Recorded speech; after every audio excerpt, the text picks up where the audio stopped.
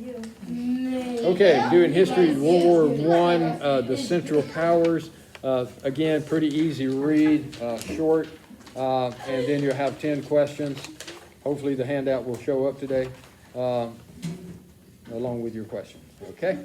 All right, here we go. World War One was fought between two major alliances of countries, okay? The Allied powers, which we talked about, that was who we considered the good guys, France, Britain, later on the United States. And the Central Powers, who we consider the bad guys, okay? The Central Powers began as an alliance between Germany and Austria-Hungary, and later the Ottoman Empire, which the Ottoman Empire is today's Turkey. I love Turkey. Bulgaria became part of the Central Powers, okay? The countries that was part of the Central Powers, I'm sorry, but I believe I am in front of the class addressing you. Okay, we might want to pay attention.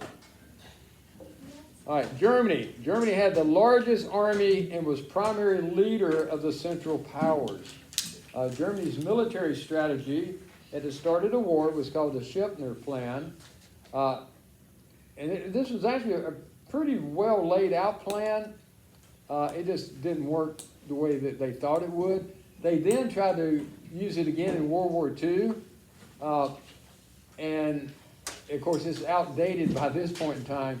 So it, again, failed. But the premises of it was actually not a bad plan, even though it didn't succeed either time. This plan called for a quick takeover of France and Western Europe, and then Germany could concentrate its effort on the Eastern Europe and Russia.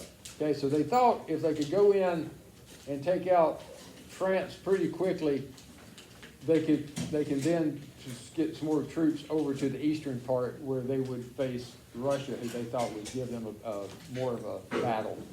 Okay. No. No, they did battle. Austria-Hungary, World War I essentially began, of course, when the Archduke Ferdinand was assassinated. Austria-Hungary blames the assassination on Serbia and subsequently invaded Serbia, setting off a chain of events that led to war. Okay, remember, everybody's starting to declare war on everybody else in that region. Yeah, So it's just a matter of days before it takes place. Yeah, Okay? Van and Leo, why don't y'all take your paper airplane and walk outside? Actually, put paper airplane in the trash can as you walk outside. Bye-bye. Okay.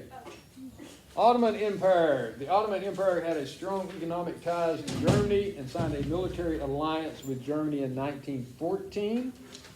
The entrance into war led to the eventual downfall of the Ottoman Empire and the formation of the country of Turkey in 1923. So it was kind of a bad move on their part, obviously. Okay, Bulgaria was the last major country to join the war on the side of the Central Powers in 1915. They claimed land held by Serbia and was eager to invade Serbia as part of the war. Remember, we talked about a lot of this is taking place because these countries are wanting to grow their wealth. They've looked at France and Britain, who has various colonies and things throughout the world, and they are rich countries. Well, at this point in time, there's not a whole lot of country left to just claim. Okay, they don't make land anymore. That's why land is getting more and more expensive, because they don't make it anymore. You know, all of it is claimed by somebody or, you know, some entity. So they don't make it. Do you still have your 400? Oh, I do, and it ain't going anywhere. You know what I'm saying? Oh, you wouldn't mind selling it? When I die, my guess is it'll be on the selling block like that. But, Always like the Logan's. All right, let's talk about the leaders. If you sell that, how much do you think you can make? Location. All, like, every single bit of the land. I don't know. Let's talk about history here. 100 million. Okay. Germany, Kaiser Wilhelm II. Okay, Wilhelm II was the last Kaiser emperor. of the German Empire. Okay, they then go to a chancellor, basically what they call him, which is basically the president.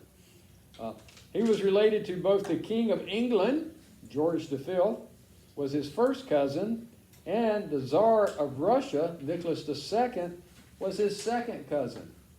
Okay, so cousins like that, you don't need any enemies. Okay, his policies were largely the cause of World War I. He eventually lost the support of the army. He held very little power by the end of the war. In fact, he stepped down from his throne in 1918 and had to flee the country. Okay, because they were probably going to kill him. Okay, because he had put them in a whirl of hurt. Okay, Austria-Hungary was the leader was Emperor Franz Joseph. He ruled the Austria Empire for 68 years. That's a long time. When the heir to the throne, Archduke Ferdinand, was assassinated by Serbia nationalists, he declared war on Serbia, beginning World War I. Franz Joseph died during the war in 1916 and was succeeded by Charles I. What is Isn't it like there? the throne was taken over by him? I remember Charles. No, Charles. I remember Charles. Oh, yes. Charles was in charge. You remember that old TV show with... I remember Queen. What? All right, never mind. No, I'm no, dating no. myself again. Okay. Ottoman Empire was Mehmed V. Okay, he was a sultan of the Ottoman Empire during World War I. He declared war on the Allies in 1914, and he died before the end of the war in about 1918. All these guys died. They did. A bunch of these guys He looks passed like away, an didn't they? egg. Look up. Bulgaria had Ferdinand I. Okay, he was the Tsar of Bulgaria during World War I, but he gave up his throne near the end of the war, or at the end of the war, to his son Boris III. Boris. That was an old name. You don't see many kids named Boris anymore. There's a kid named Boris in this team. Yeah. That's what I'm saying. You don't see many. It's just like it's kind of like my name Dennis. When I was coming through, that was a very popular name. I had like 4 Dennises in my class. Dennis Okay. Rodman. Really, they really were.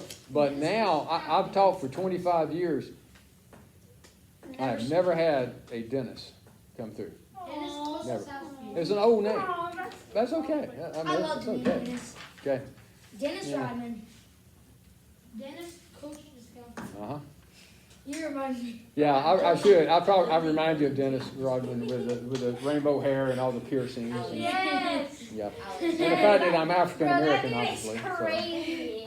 That Okay. dude's from Total. All right. Yeah, he's good. Germany. These are the military commanders. Okay, Germany. If you don't know how to pronounce a name in a German name, if you just say it like you're angry, it comes across correctly. It is. It's Your German General- impression is so good. General Franz Conrad von Hotzendorf, General Erich von Falkenhayn, Field Marshal Paul von Hindenburg, Helmut von Moltke, Erich Ludendorff,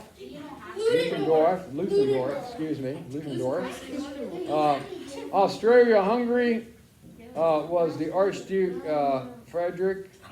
Ottoman Empire was the Mustafa Kemal and Ivar Pasha. I do not know how to speak Turkey, obviously. Okay? Other than gobble gobble, I can do that. But as far as the country, not too good. Okay? Interesting facts about the Central Powers. The Central Powers were also known as the Quadruple Alliance. The name Central Powers comes from the location of the main countries in the alliance. They were centrally located in Europe between Russia to the east and France and Britain to the west. Yes, ma'am. Yes, and as you go by, tell the 2 juvenile delinquents to come on back in. Delinquents. the delinquent, well, they're juvenile. I don't know if they're delinquents or not, but. All right, the Central Powers mobilized about 25 million troops, okay? 3.1 million were killed in action, another 8.4 million were wounded.